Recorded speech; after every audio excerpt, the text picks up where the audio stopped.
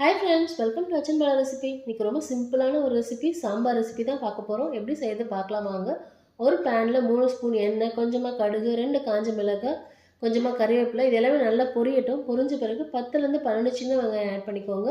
இது லைட்டாக வதங்குற ஸ்டேஜில் ஒரு மீடியம் சைஸ் வெங்காயம் நீல வாக்கில் கட் பண்ணது, 3 மீடியம் சைஸ் தக்காளி கொஞ்சம் எக்ஸ்ட்ரா போட்டிங்கன்னா டேஸ்ட் சூப்பராக இருக்கும். நல்லா வதங்கட்டும். வதங்கின பிறகு தேவையான உப்பு ஆட் பண்ணிக்கோங்க. கொஞ்சமாக மஞ்சள் பொடி, 1/4 ஸ்பூன் இஞ்சி பூண்டு பேஸ்ட்டு, 1/2 ஸ்பூன் சாம்பார் பவுடர் இல்லைன்னா கொஞ்சமாக மிளகாத்தூள் ஆட் பண்ணிக்கோங்க. இது நல்லா டேஸ்ட் என்ஹான்ஸ் பண்ணி கொடுக்கும். இந்த சாம்பார் சூப்பராக இருக்கும். நீங்களும் ட்ரை பண்ணி பாருங்கள். தண்ணி விட்டுட்டு நல்லா கொதிக்கட்டும். பருப்பு கடைஞ்சி எடுத்து வச்சுருக்கேன், வேக வச்சு கடைஞ்சி எடுத்து வச்சுருக்கேன். அது இது கூட ஆட் பண்ணிக்கலாம். 2 ஸ்பூன் அளவுக்கு புளி தண்ணி ஆட் பண்ணிக்கலாம்.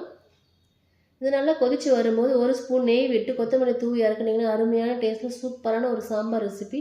ட்ரை பண்ணி பாருங்கள்.